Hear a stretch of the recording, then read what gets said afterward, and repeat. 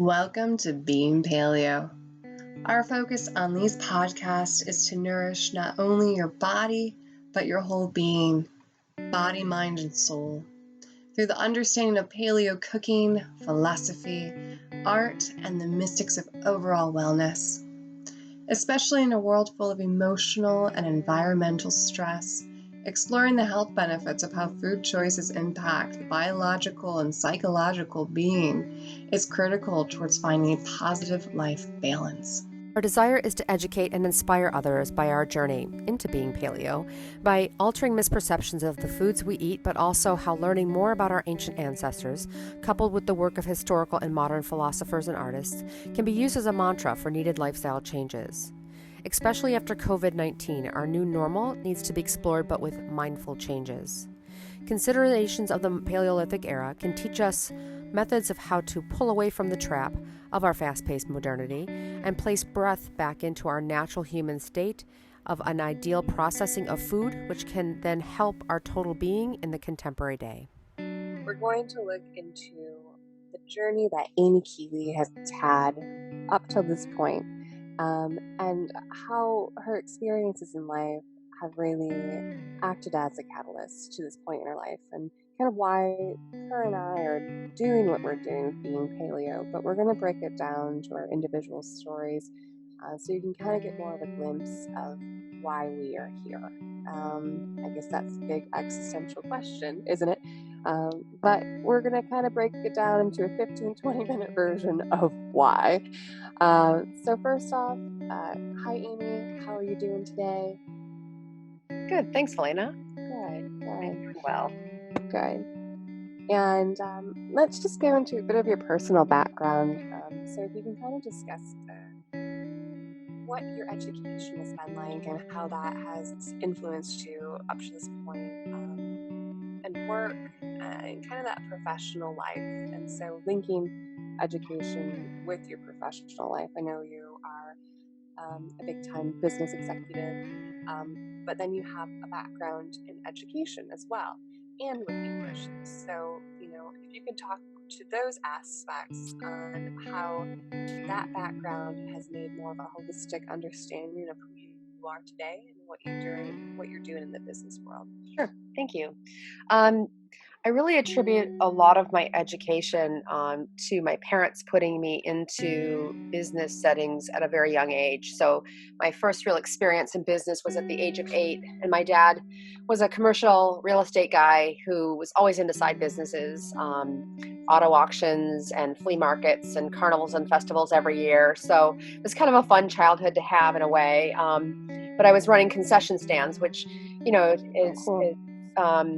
it's actually it's a great way to learn because you're forced to do math in your head. You're forced to do customer service, making sure your customer's happy, anticipating what people might need, trying to upsell them on, hey, do you want pop with that popcorn? So I never really, I guess as you get older, you always appreciate things, but I look back and realize that both of my parents, because they didn't have babysitters, they were young, trying to do their careers as well, that they just brought their kids along. And that's one of the things that I encourage people to do is to bring their kids along instead of thinking always that children have to have this ideal play lifestyle. And there, that's not a bad thing for certain people to have, but I just found the value of doing that because when I got into school, I found that I gravitated in high school, especially to my art teacher, Mr. Wolfgang, who became a really good friend of mine.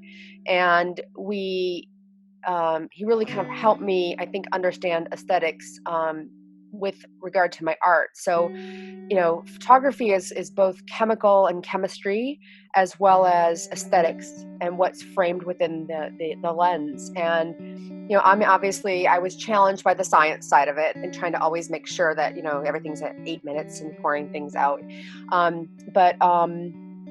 So that taught me, I think, at a very young age to learn to do things that I don't like to do in order to be really good at it. I just really, we became like this almost competitor friends where we were always trying to up each other on the work that we did. But I learned so much from him. And then I decided to go to Lansing Community College because it was the only school in the nation, actually, and still I think is, where you can take a 2-year photography program and transfer to Parsons in New York, and not have to go through their full 4-year program. So I got into that, and then I'm in Lansing. I'm by myself. Some things happen with losing a roommate and being there literally by myself. And so you're struggling with that.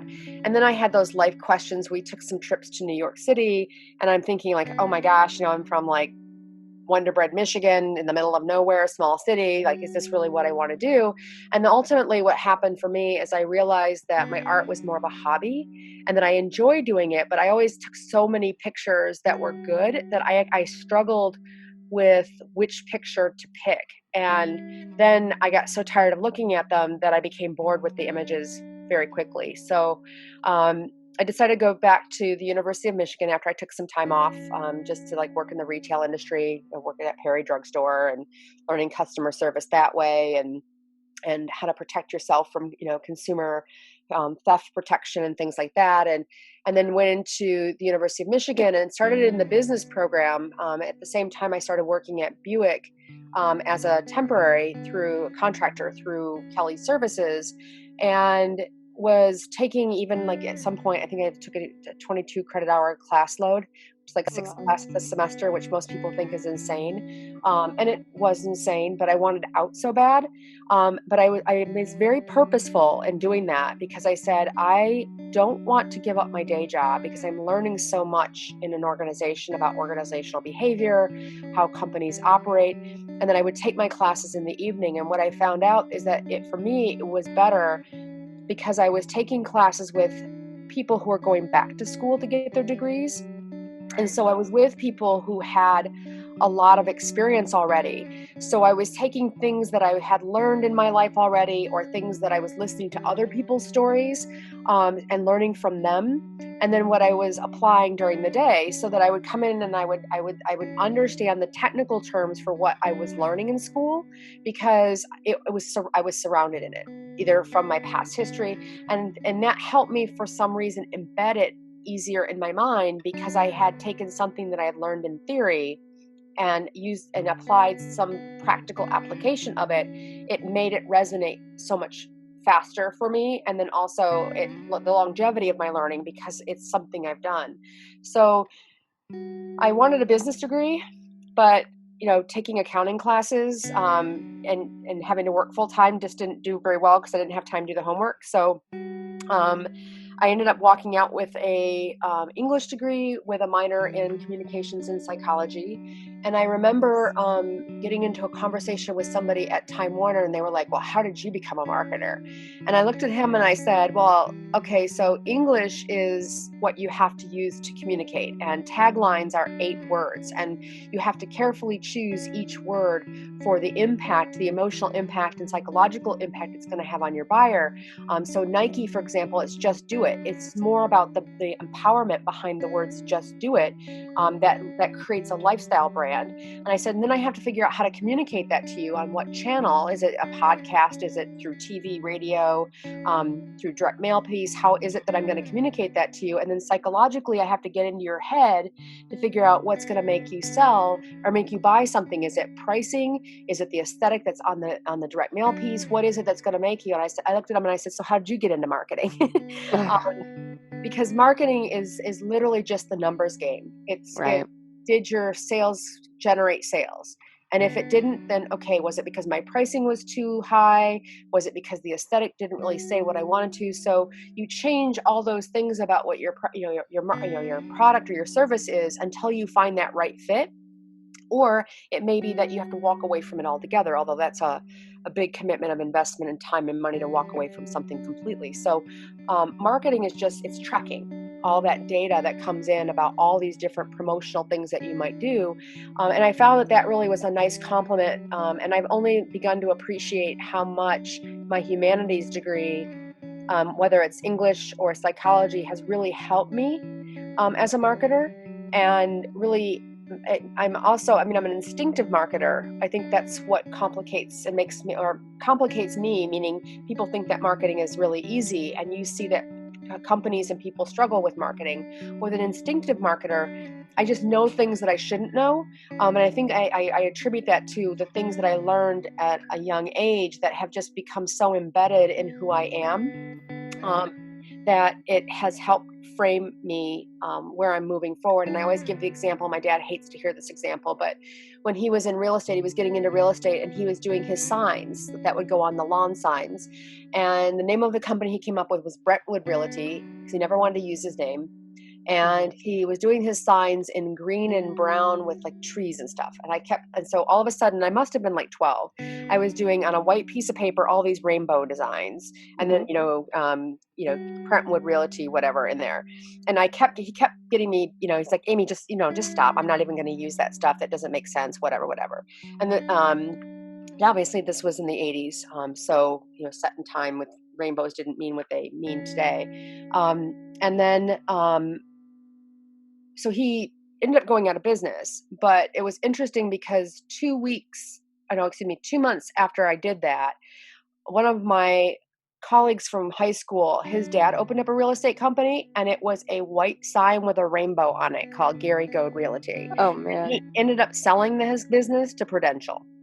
Wow. So I've sort of, when I say that, I've been exposed to this, that 1 to 7 year range of your childhood is where it's shaping your identity and it's forming who you are going to be. And so giving your children that experience at a very young age is why I say I'm an instinctive marketer, because I learned some of those things very early on. So it becomes very natural for me that I'm not even aware of how it impacts me moving forward. Um, Mhm. so that just ultimately led to the business degree. The MBA was because a company, Kelly Services, told me in order for me to move up the chain of command, I had to have it. I didn't feel any smarter for it, but corporations, in order to give you a director level, need to have you have an education level at a certain threshold. And then I ended up moving to away from Kelly and in my career, and ended up getting a master's in education because I realized that as a manager of like huge call centers of people, sometimes I've managed call centers 3 shifts up to 100-person call center per shift.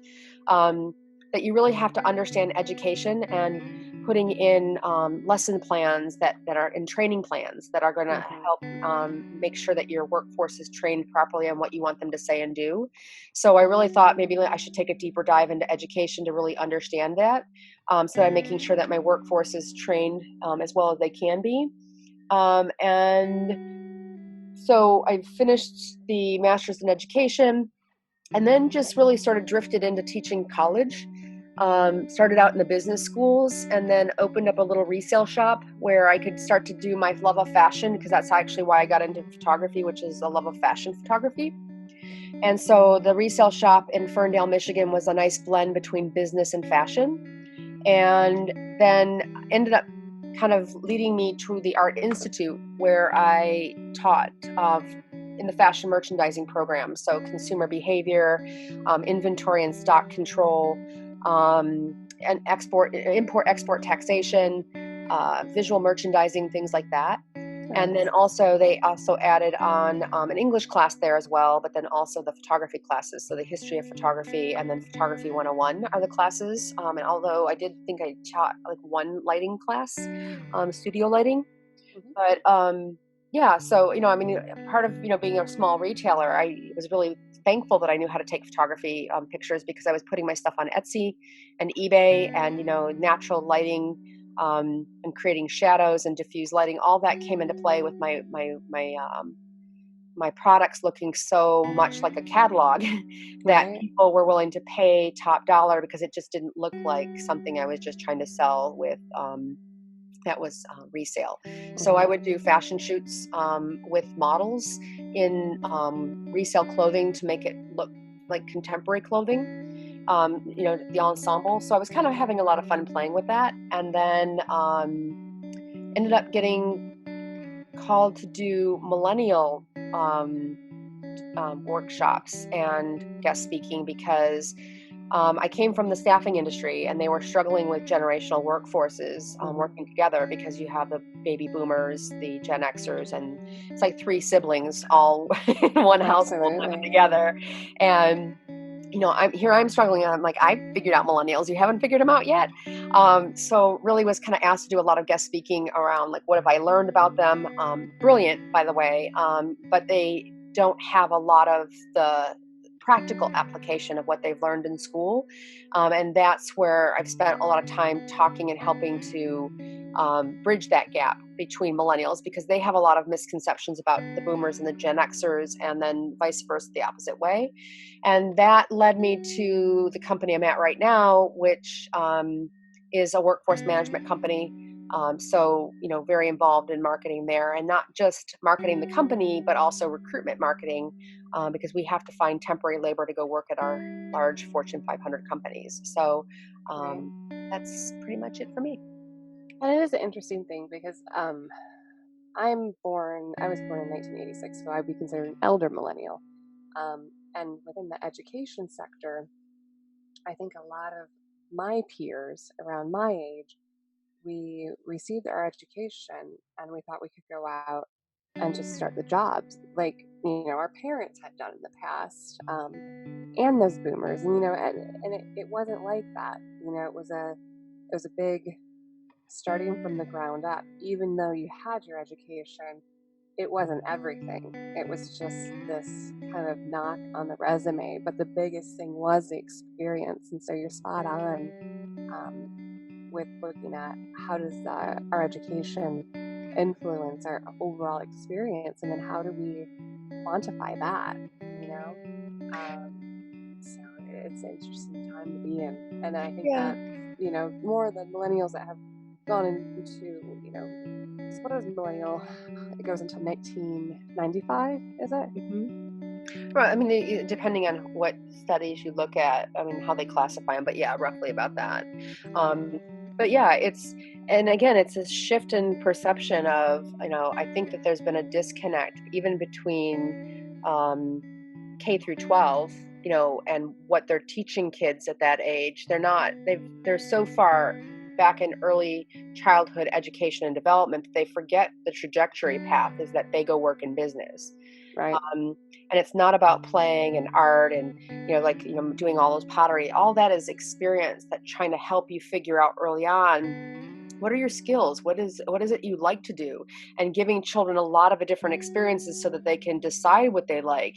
But if you're not giving them the experience which is of business, and I've actually seen colleges and high schools and enterprising young kids in elementary school who try to Right. start to hustle, selling things that are actually told no, that they can't Yeah. sell in school, or Yeah.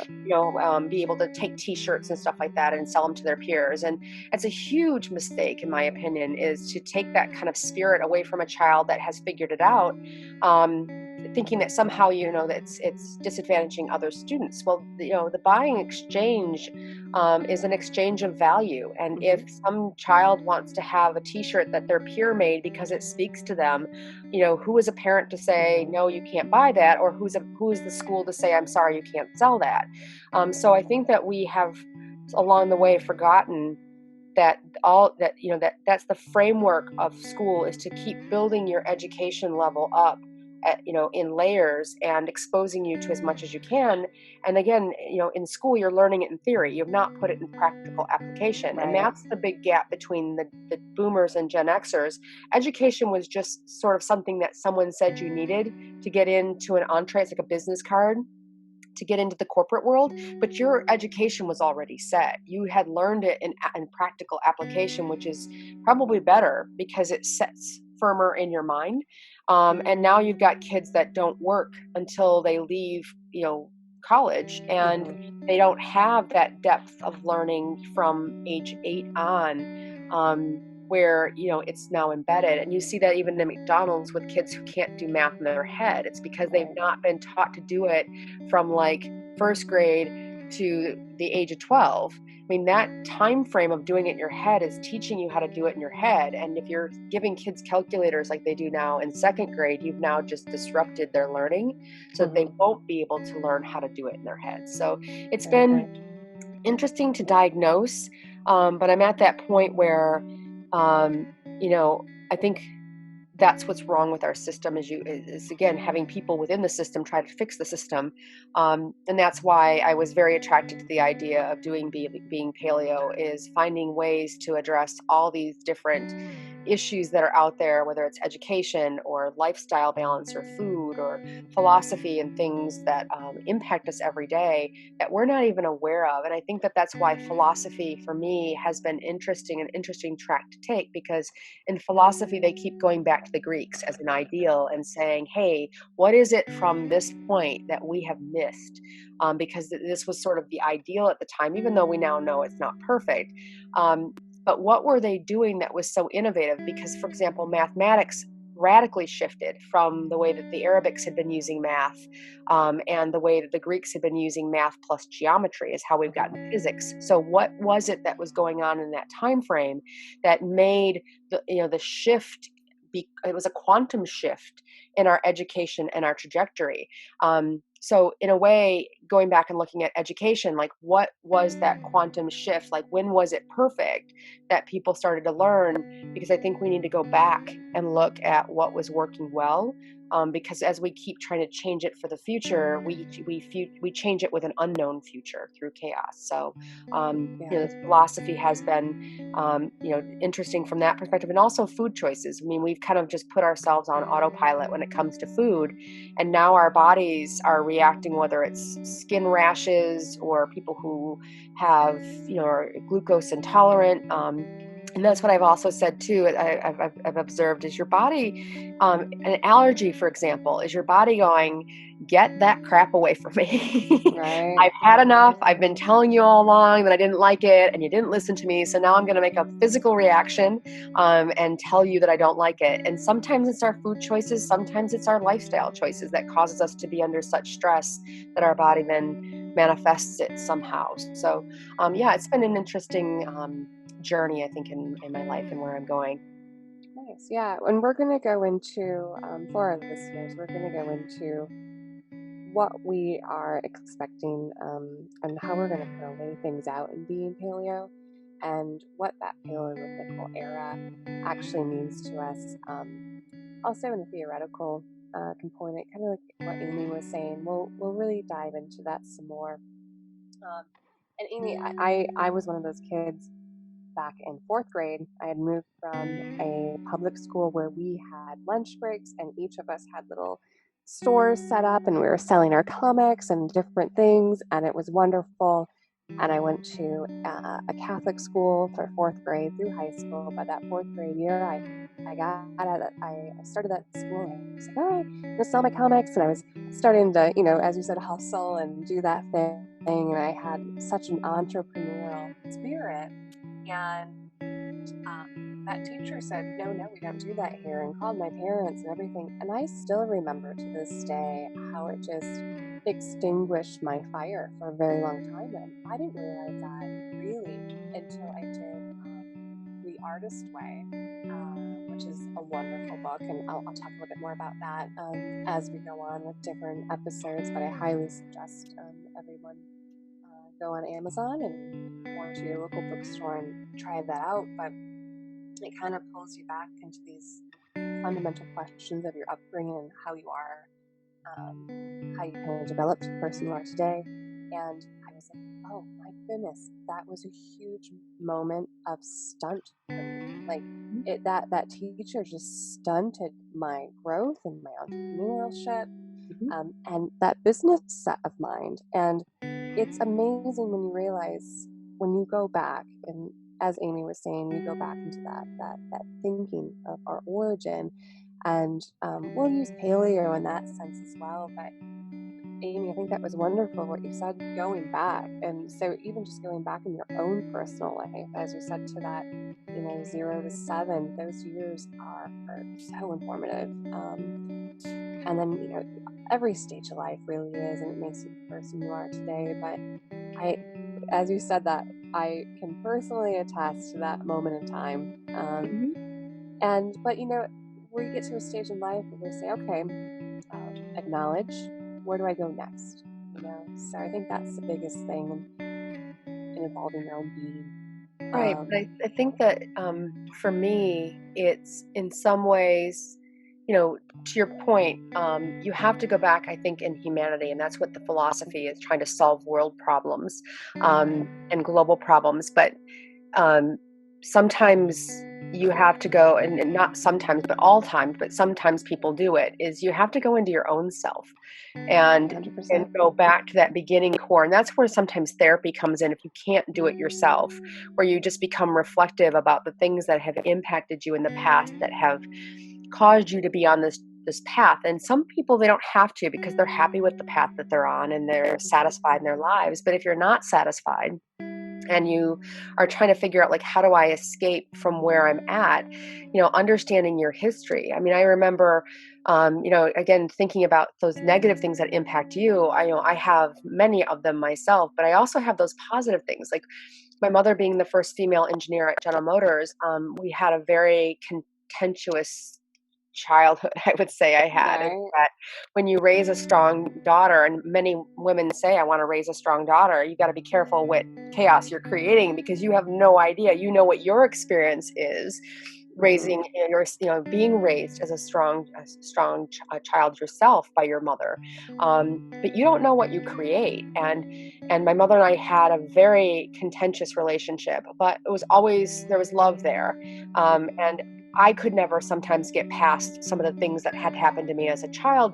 But with her having Alzheimer's, before she started to get really bad, I looked at her and I just said, sometimes, we've always thought we wish that we had a different mother, because it was a really difficult childhood for me. And part of it is just that she was tired. She was working in a man's job, as the first female engineer pushing boundaries, she was exhausted. And she comes home to this kid who's rearranging the furniture in the house, and taken Mhm. over, and strong female, and there's just this butting heads. And I looked back at her and I said, I sometimes we always wish that we had a different mother or a different father in life.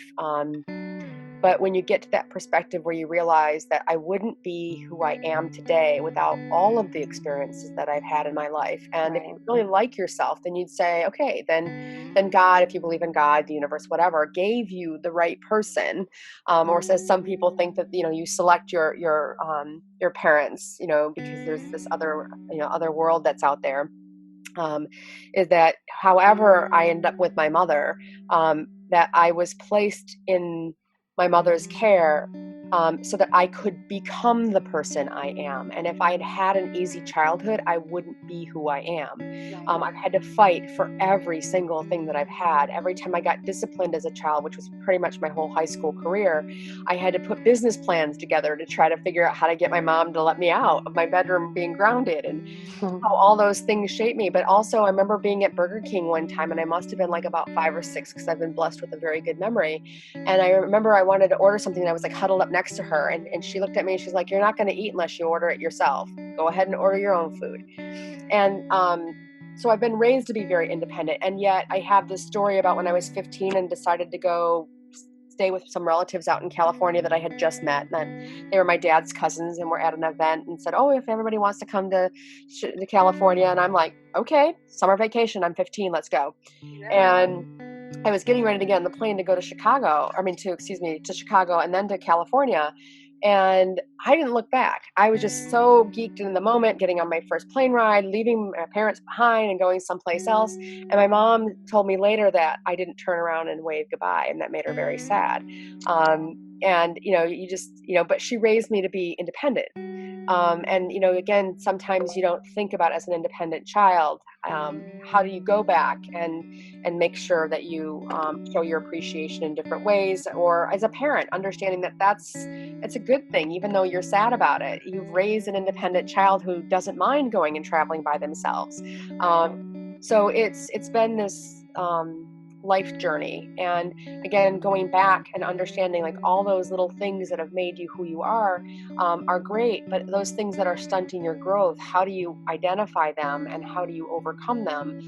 Because yes, to your point about you being stunted as a business person, it will impact you, and you will avoid business, because that experience has created a negative in your mind, and not even aware that you're making choices because you have that negative impression.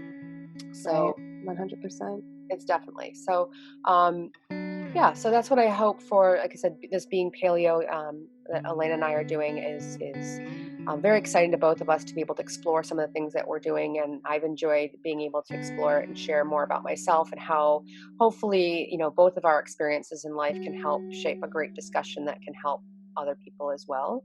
But I think I would sign off my about me in particular with a particular quote that seems to be relevant because of what was going on in our climate today. We're all stressed because of COVID and shutting down our economy, which I was actually very positive going into COVID about our economy, and nice to see that I was somewhat right with the jobs report coming out and economists being quote unquote stunned that it's bouncing back so far. I wasn't stunned.